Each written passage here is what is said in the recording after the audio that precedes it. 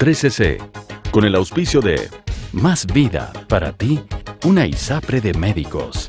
Y Merck Serono, calidad alemana, prestigio mundial. Presentan Calidad de Vida.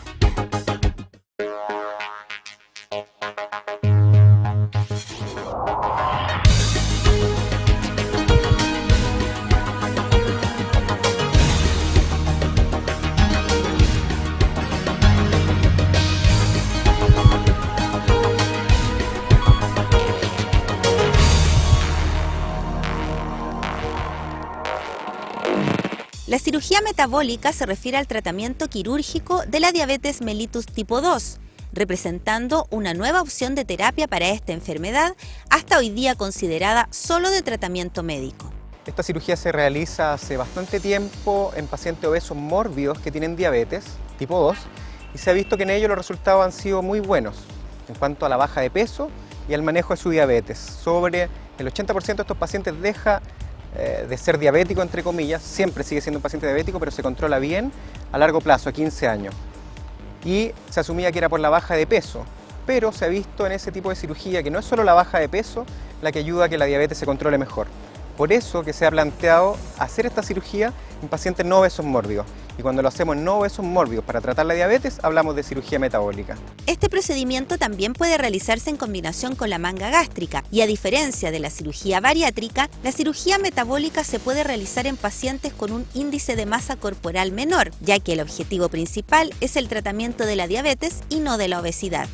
Esta es una cirugía que en este momento no es una indicación formal de cirugía, ¿ya? No así los pacientes obesos mórbidos con diabetes, que la Asociación Americana de Diabetes ya hace la recomendación de que vayan a una cirugía. Estos pacientes deben ser operados por grupos que se dedican a este tema, ¿ya? Y bajo protocolos de investigación bastante estrictos. Nuestro grupo inició un proyecto de este tipo en enero del año 2008. Tenemos actualmente poco más de 50 pacientes operados con muy buenos resultados. Cirugía metabólica es nuestro tema de hoy en Calidad de Vida. Como ustedes saben, este mes es el mes del tiroide y del metabolismo, que está muy relacionado con el tiroide. Esta semana, tenemos invitado a un destacado especialista, que es el doctor Rodolfo Lassen. Rodolfo, muy bienvenido a nuestro programa. Gracias por la invitación. Él estudió en la Universidad de Chile, es internista y diabetólogo. Cuéntanos un poco cuál es la problemática, o sea, la incidencia del drama de la diabetes en la población. La diabetes se le ha llamado la epidemia del siglo XXI.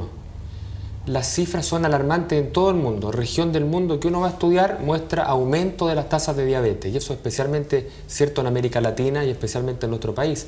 Si revisamos los datos de nuestra encuesta nacional de salud, publicada recientemente, y comparamos con los datos de la encuesta previa del año 2003, vemos que de un 6% de diabéticos que había en 2003 se pasa sobre un 9% en 2010. O sea, crece un 50%. A ver, para que un 9% de la población, claro, eso tradúcemelo en millones de personas. Estamos hablando 16 de adultos, ¿no? Sobre 15 años estamos hablando de 1 millón de personas con diabetes. Claro. ¿Qué ocurre en la diabetes? ¿Por qué se produce la diabetes? Para que la gente lo entienda. La diabetes es una enfermedad multifactorial, hay muchas causas. La obesidad de predominio abdominal, la obesidad tipo manzana o tipo central, no necesariamente mórbida, que está esquematizada en este señor en que vemos su abdomen bastante abultado, se acompaña de una gran liberación de ácidos grasos. El tejido graso no es un tejido inerte, es un tejido que está en continuo recambio, y los ácidos grasos que va liberando van a distintos órganos, como el hígado, como los músculos, como el páncreas, y ahí van a producir una serie de daños, de alteraciones. Como muestra la figura, en el páncreas los ácidos grasos inicialmente van a estimularlo a producir más insulina, pero a la larga van a producir la apoptosis, la muerte celular. La insulina es la hormona del metabolismo. Gracias a la insulina que producimos habitualmente, se introducen los azúcares adentro de la célula para generar energía, ¿no es cierto? Así es. Y toda diabetes es una falla en la producción de insulina. Por lo tanto, la causa fundamental en el gran porcentaje de pacientes diabéticos con sobrepeso o obesidad es que los ácidos grasos dañan a las células productoras de insulina y por eso va a haber una deficiencia de insulina a la larga. Es interesante lo que tú dices, Rodolfo, porque en otros programas hemos visto que los ácidos grasos también dañan a las células del hígado Por y supuesto. producen una hepatitis grasa crónica. Así es, el hígado graso que puede llegar a cirrosis hepática. Sí, claro. Pero desde el punto de vista de la diabetes, lo que nos interesa hoy es que los ácidos grasos en el hígado hacen que este órgano responda menos a la acción de la insulina. En el páncreas. En el hígado. En Ya. el hígado. O sea, no solamente tengo un deterioro en la secreción de insulina por el páncreas, sino que en los lugares donde la insulina va a actuar, que son básicamente el hígado y los músculos, la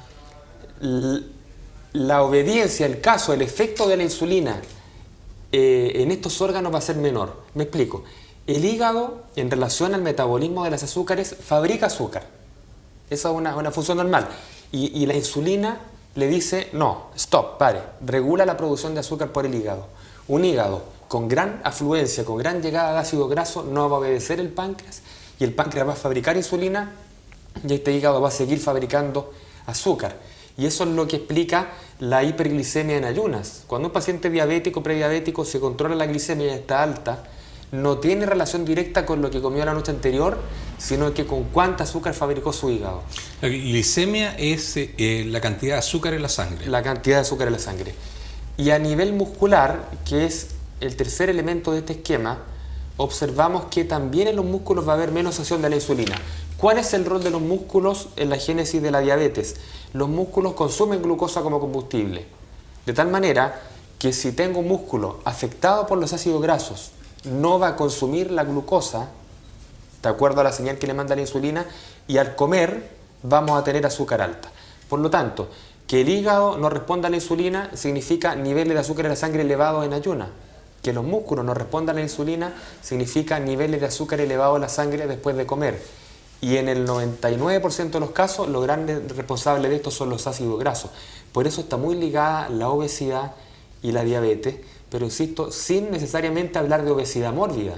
Porque si analizamos qué tan obesos son los diabéticos, todas las estadísticas muestran que tienen un índice de masa corporal entre 28, 29, 30, o sea, sobrepeso u obesidad leve.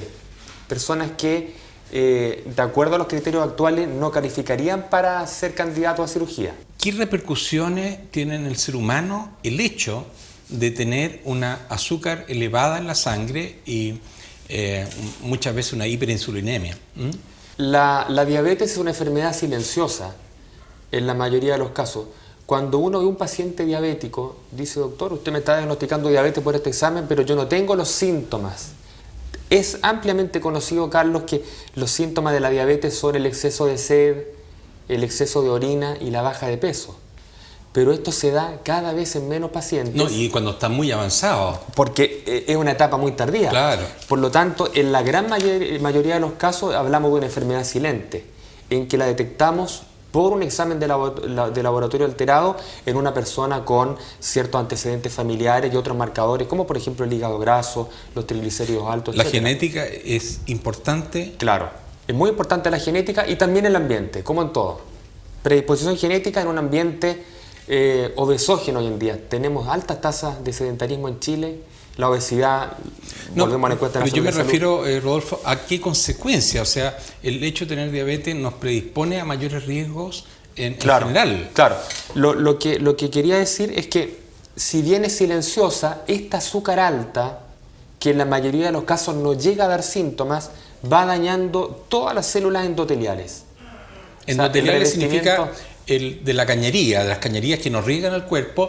El endotelio es la cubierta interna de la cañería, así como la cañería que nos riega el jardín, es la parte interna. Claro, de todos los capilares sanguíneos, en la retina, en los riñones, en los nervios, en el corazón, en el cerebro, en todo el organismo, estas células endoteliales de las cañerías se van alterando por efecto de la hiperglicemia, van teniendo un daño estructural y es lo que lleva a las complicaciones crónicas, cardiovasculares, cerebrovasculares, retinopatía diabética, que es la primera causa de ceguera. Exacto, la retinopatía diabética, la persona empieza a quedar ciega. Claro. Y problemas coronarios. Coronarios.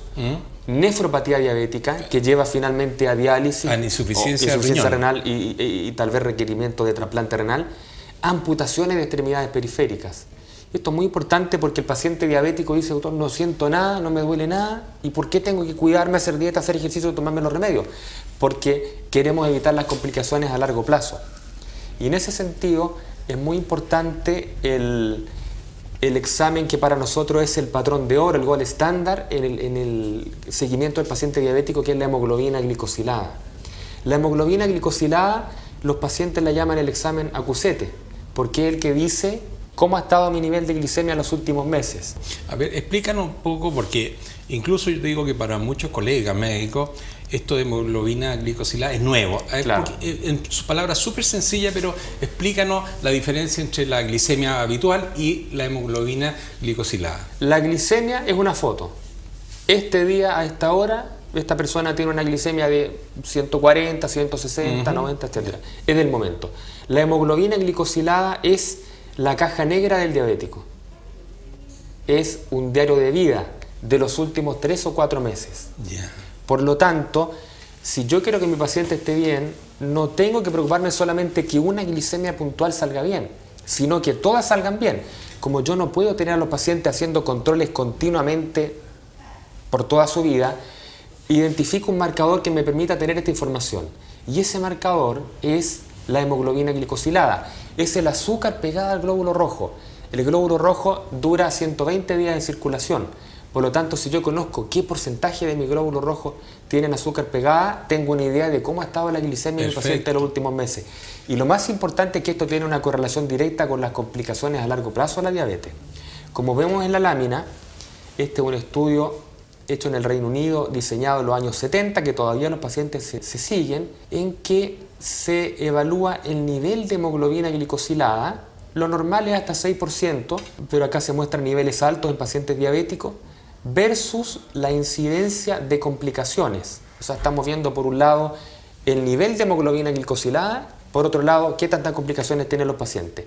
Vemos que la curva es progresiva, que tanto la enfermedad microvascular, esto quiere decir problemas en la retina, problemas en los riñones, problemas en los nervios, como el infarto al miocardio, como una complicación macrovascular o cardiovascular, aumentan, son mayores en la medida que la hemoglobina glicosilada es mayor. Por tal razón, la meta del tratamiento es tener al paciente en un nivel de hemoglobina glicosilada aceptable, bajo 7. Te voy a suspender un segundo, Rodolfo. Como este es un programa que su motivo principal es la prevención de cáncer, les quiero mostrar un cáncer de piel de la cara que es muy frecuente, cómo se presenta clínicamente y qué solución rápidamente vamos a ver para darle a este paciente. En este caso específico marcamos previamente el paciente y ustedes ven esa lesión ulcerada sobre la ceja izquierda que va a precisar de una resección bastante aumentada en la raya azul externa. Ahí estamos haciendo la incisión del tumor. Eso debe mandarse a biopsia rápida para que el patólogo informe si los bordes están con compromiso tumoral o no. Y eso uno lo debe conocer dentro de la operación, no después de la operación. Hemos dibujado lo que hemos planificado como reconstrucción. Estamos resecando la masa. Eso que ustedes ven al fondo es el epicráneo, o sea, se llega hasta la galea, que es la membrana que recubre el cráneo. Y ahí estamos marcando con un hilo las zonas que el patólogo tiene que ver. Este es el desarrollo de la cirugía reconstructiva. Es una estrella, es un flap frontal modificado, donde vamos a pedirle prestado a los tejidos vecinos a objeto poder acomodar el colgajo en forma adecuada. Ahí tienen ustedes el colgajo ya puesto en su sitio y la sutura en 2 planos, sutura a puntos separados, y de esta forma hemos dado solución en un solo tiempo a este problema de cáncer de piel.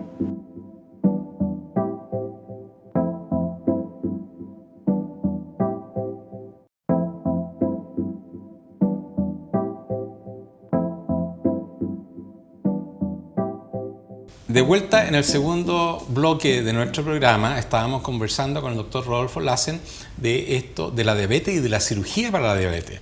todos sabemos que al diabético, ¿no es cierto?, hay que darle medicamento para que baje el azúcar en la sangre, y que muchas veces no basta eso, sino que tiene que ir a un tratamiento con insulina, en los casos más avanzados.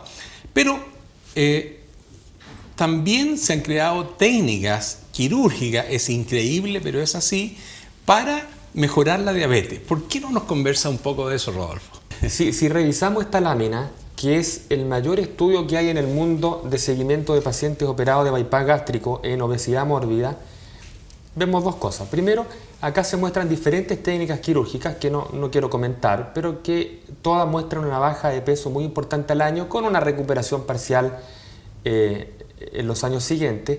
Pero si nos fijamos, el grupo de arriba es el grupo control. Estos son pacientes obesos en Suecia, tratados, y que pasan 15 años y no bajan de peso. Parece que esa es una realidad del porte de una catedral, ¿no es verdad? Así, los pacientes obesos cuesta mucho que bajen de peso, y cada vez hay menos fármacos disponibles para tratar la obesidad. Y aún más, muchos de los medicamentos antidiabéticos producen aumento de peso como un efecto colateral. El hecho importante es que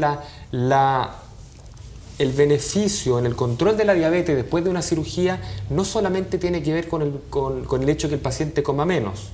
Parecería evidente que un paciente operado con un estómago más reducido tiene que comer menos y va a mejorar sus niveles de glicemia. Eso es importante, pero al menos hay dos mecanismos más. La lámina que estamos viendo ahora muestra cómo este paciente obeso y diabético se transforma en un paciente con un sobrepeso, pero sano desde el punto de vista metabólico, gracias a la cirugía. Esta cirugía va a tener al menos 3 efectos en este paciente. Uno es la baja de peso. Tenemos un estómago reducido, tenemos, si hay algún componente de bypass, tenemos menos absorción de nutrientes, por lo tanto la persona va a bajar de peso. Y absorbe menos comida. Y si partimos de la base que los ácidos grasos provenientes del tejido graso producen diabetes, ya que afectan la insulina y afectan los tejidos donde la insulina actúa, el bajar de peso va a mejorar la diabetes. Eso es así. Pero no solamente ese es el único mecanismo, sino que tenemos una menor ingesta por menor apetito. El paciente operado no solamente queda con un estómago reducido, sino que también, dependiendo de la técnica, y estoy pensando en el bypass gástrico y en la gastrectomía en manga, va a haber modificados niveles de hormonas que son producidas en el estómago y en el intestino, que finalmente van a actuar en el cerebro y que van a producir hambre. El paciente operado baja los niveles de una hormona que produce apetito, que se llama grelina, y aumenta los niveles de otra hormona que inhibe el apetito, que se llama el péptido YY. Muy difícil, claro. Pero en el fondo el paciente operado tiene menos apetito que antes. No solamente tiene un estómago más reducido, sino que tiene menos apetito y le es más fácil cumplir las indicaciones. Y en este sentido, el paciente tiene una calidad de vida mejor. No sufre por no comer como sufriría antes de operarse, si tú le muestras lo que va a comer luego de operado. Y el otro efecto de la cirugía es lo que se llama el efecto incretina.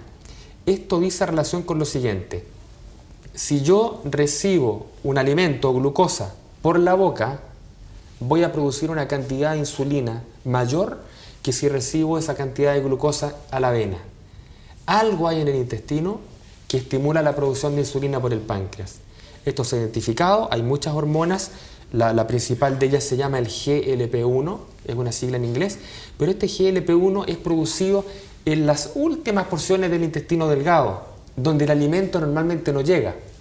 Las técnicas quirúrgicas, al cambiar la estructura del tubo digestivo, permiten que el alimento estimule más a esta parte del intestino, que ahora queda más cerca. Estuve leyendo algo, aparentemente en esa última parte del intestino delgado era una cosa antropológica de miles de años atrás, en que el ser humano aprovechaba muy acabadamente todo su intestino y comía lo que podía, digamos, claro.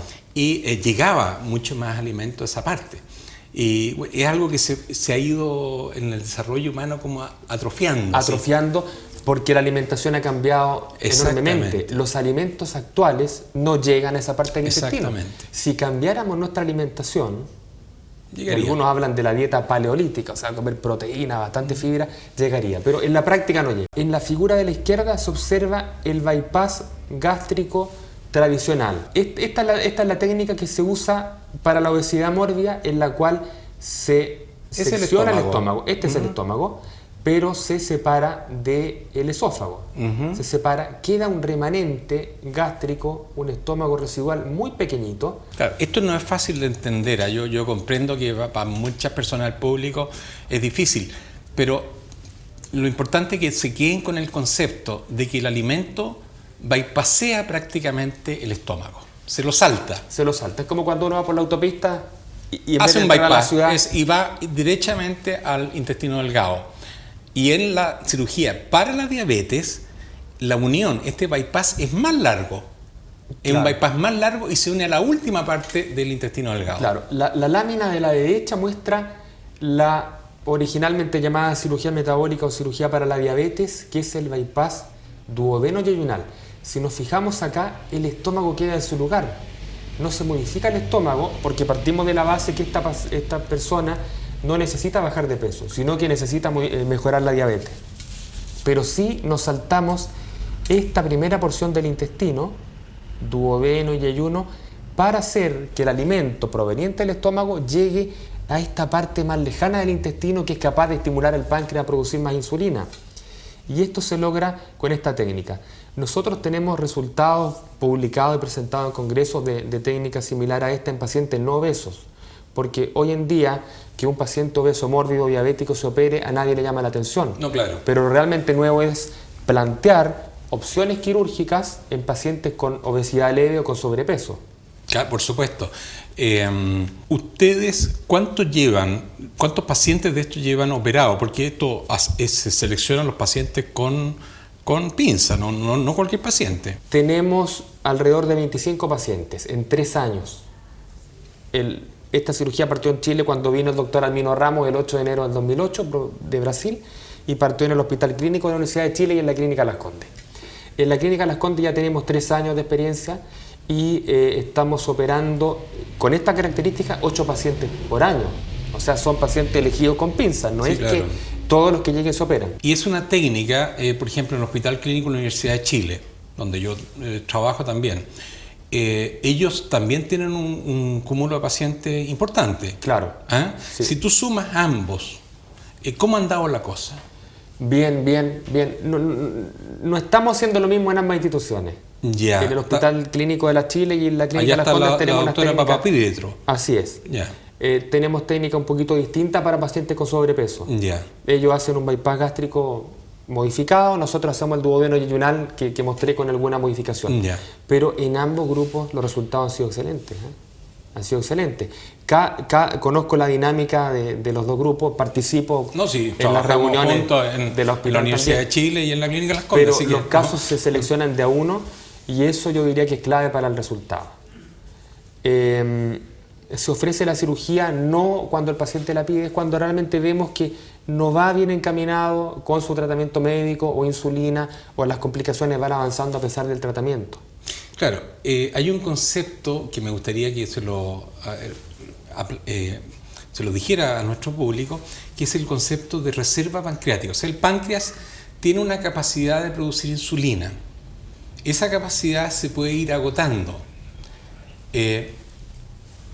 Cuando ya esa capacidad se ha agotado completamente, un páncreas muy atrofiado, en ese caso yo creo que la cirugía no tiene lugar. No tiene lugar, ya es tarde. ¿Por qué por más hormona del ilion, del intestino delgado que produzca, el páncreas no es capaz de producir insulina?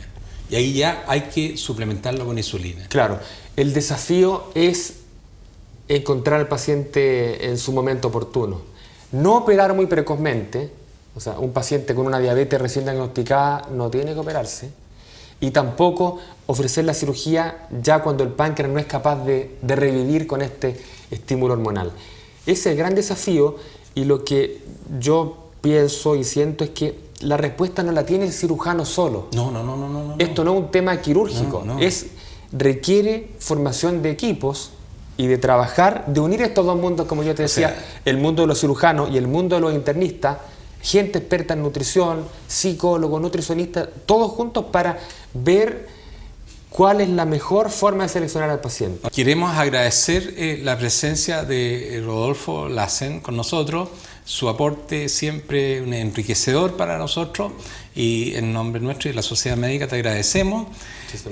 Y recordarles a ustedes que nos envíen mail sugiriendo temas. Estamos muy receptivos a que nuestro público diga, mire, me gustaría que tocaran este tema, y yo busco al especialista, la Sociedad Médica, buscamos a la persona indicada para hablar de ese tema. Bueno, de esta manera ponemos fin a este programa. Los esperamos la próxima semana, siempre el martes a las 9 de la noche, y espero que tengan una muy buena semana.